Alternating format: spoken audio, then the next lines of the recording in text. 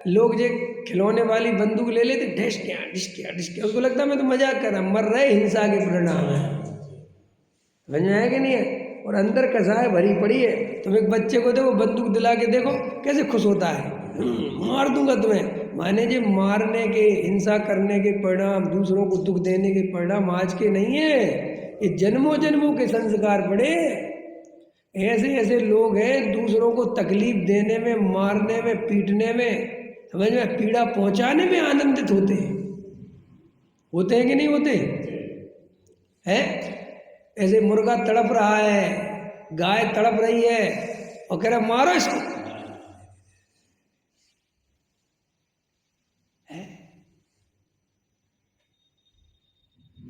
वो गाय तड़प रही ना, है नहीं? तो प्रकृति कहती है इसने भी ऐसे ही किसी को तड़पाया है, इसने कर्म बांधा है ऐसा।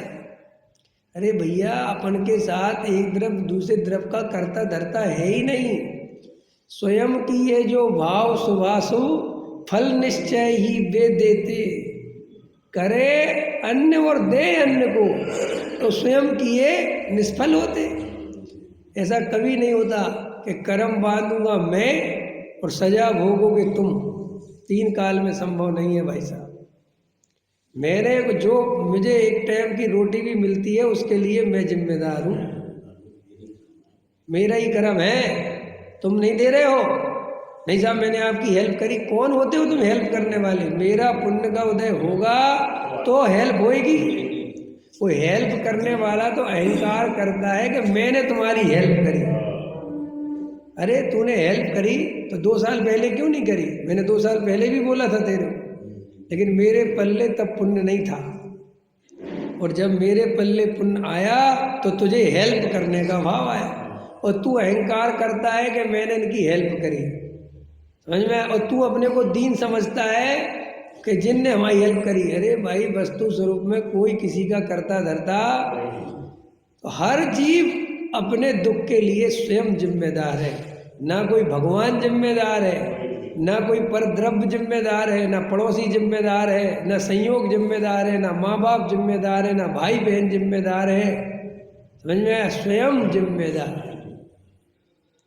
तुम्हारी जो शकल मिली ना तुम्हें पसंद नहीं है, ये शकल के लिए कोई दूसरा जिम्मेदार नहीं है। तुम्हें लगता था हमारे माँ बाप बेकार मिले हमें? नो, माँ बाप बेकार नहीं मिले, तुम्हारे कर्म के कारण वे ऐसे मिले। नहीं समझ में आया? उसमें तुम माँ बाप को दोष देता है, मिथ्यात्व है, निमित्त की दृष्टि है, मूर्खता है, अज्ञान। और सुनो, ये दोष देने से, ये दृष्टि रखने से नया फिर कर्म बंध रहा है। नहीं समझ में आया? वस्तु के स्वरूप का चक्र कैसा है अरविंद जी? वस्तु का चक्र कैसा है कि पहले तो बंधा ही था, समझे? जैसे पुलिस वाले होते ना कि भाई तू पकड़ा गया, चोर पकड़ा गया, जो भी पकड़ा गया, आतंकवादी पकड़ा गया, देख अपना जुर्म कबूल कर और हमारी हेल्प कर। समझ में आया कि नहीं आया? अब तेरे को सजा होने से तो कोई नहीं बचा सकता, ये तो बात पक्की है, लेकिन अगर तू हमारी हेल्प करेगा, सही आचरण रखेगा, तो तेरी सजा कम जरूर हो सकती है। और अगर तू उपद्रव करेगा, भागने की कोशिश करेगा, नाटक करेगा, तो सजा डबल हो जाएगी। बिल्कुल ऐसा ही कर्म है। ऐसे कर्म का उदय आया और तुम समता भाव से रहे, तुमने ज़्यादा कसाय नहीं करी, राग द्वेष नहीं करा, निमित्त की दृष्टि नहीं करी, जे कर्म किए पूरब खोटे। सीता को रामचंद्र जी ने निकाल दिया तो सीता जी किलसी नहीं, आर्त रौद्र ध्यान नहीं किया, रामचंद्र जी को दोषी नहीं ठहराया, रावण को गालियां बकने नहीं बैठी। समझ में आया? शांति से क्या विचार किया कि भैया अपन तो आत्मा है और ये पूरब में कर्म बंधे हैं, अपन ने ही अपने राग देश पिछले जन्मों में कसाय से बांधे हैं, अब वे उदय में आ रहे हैं। समझ में आया? लेकिन ये मेरा कुछ नहीं बिगाड़ सकते, क्योंकि मैं त्रिकाली ध्रुव ज्ञायक तत्व हूँ, मैं आत्मा हूँ। और समता भाव धारण किया तो फिर अपने आप ही वो कर्म भी कट गया और नया बंधा नहीं। समझ में आया कि नहीं आया? और अगर कसाय करते, क्लेश करते, तो वो तो दुख दे ही रहा था, और नया और आगे उससे डबल दुख देगा। गजब खतरनाक मामला है।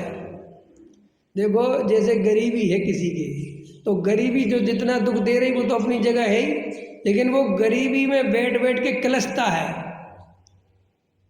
ये करोड़पति मर जाए सबके सब, आग लग जाए इनके घरों में, इनके बच्चे कुएं में मर जाए कूद के, ऐसा कलस रहा ना बैठ बैठ के, तो उसकी गरीबी तो मिट नहीं जाएगी भाई। एक बार बताओ, दूसरे को गाली दे रहे थे, दूसरों को, हाँ तो वो तो जो उसको भोगना है वो, हाँ जो तो भोगना है वो तो भोगना ही है, लेकिन ये आर्द्र रौद्र ध्यान से अब आगे जन्मों में तो और महादुख पाएगा।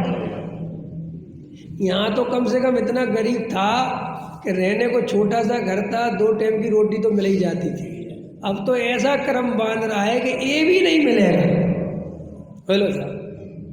तो अगर तुम्हें ज्ञानी होना है तो वेद ज्ञान करना, समता भाव धारण करना, और दूसरे के लिए अपने दुख को जिम्मेदार नहीं मानना, किसी की बुराई नहीं करना, किसी की निंदा नहीं करना। क्या रखा आपको, देखो आप हंसी मजाक में किसी की बुराई करते हो, निंदा कर, आपको लगता है मैं तो मजाक कर रहा था। मजाक भी क्यों करा, आया समझ में कि नहीं? मजाक में भी किसी की बुराई क्यों करना? अरे मजाक करो तो किसी की प्रशंसा करो, करो कि नहीं करो? मजाक में भी क्या करो। अब जी अरविंद जी कोई काम करते हैं, बढ़िया काम करते हैं संस्था का, समझ में आया कि नहीं है? अब तुम क्लस रहे तो अरविंद जी का कुछ नहीं जा रहा, कर्म तो बेटा तुम बांध रहे हो। अरे साहब ऐसा करते वैसा करते साहब, हमें नहीं। अरे भैया ये तुझे पता ही नहीं है तू कितना पाप बांध रहा है। और सुनो, धर्म के कार्यों में विघ्न पैदा करना, उनकी निंदा करना, ये महापाप बंध का कारण है। कोई अगर अच्छा कार्य करता है, प्रभावना का काम करता है, तो उसकी निंदा नहीं करना, उसकी टांग नहीं खींचना, कसाय नहीं करना। क्यों भैया? तूने नहीं करा तो तेरा उदय नहीं, उसने करा तो उसका उदय है। तू क्यों किसी का करता धरता अपने को मानता है? पकड़ में आया? तो ज्ञानी को छल कपट मायाचार नहीं होते, और ज्ञानी अपने दुख के लिए दूसरे को जिम्मेदार।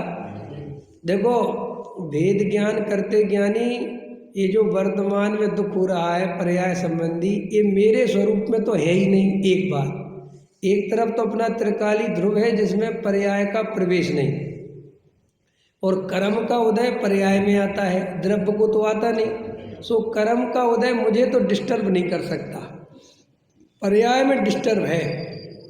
सो वो पर्याय मेरा स्वरूप नहीं, एक बात। और अगर जो पर्याय में दुख भी हो रहा है और जो कर्म उदय में आ रहा है, उसके लिए कोई तीसरा जिम्मेदार नहीं है, मैं स्वयं जिम्मेदार। मैंने वो कर्म स्वयं बांधा था, मैं अपने अज्ञान से बांधा था। पकड़ में आया कि नहीं आया? तो अपने अंदर में समता भाव आए तो अपन सच्चे श्रावक हैं, तो अपन जिनवाणी पूजा पाठ भक्ति करने का फल है। और पूजा पाठ भक्ति मनोरंजन के लिए करते हैं, टाइम पास के लिए करते हैं, परंपरा से करते हैं, करने तो अरविंद जी सुनो, भ्रम है कि पुण्य बनता है, पाप ही बनता है।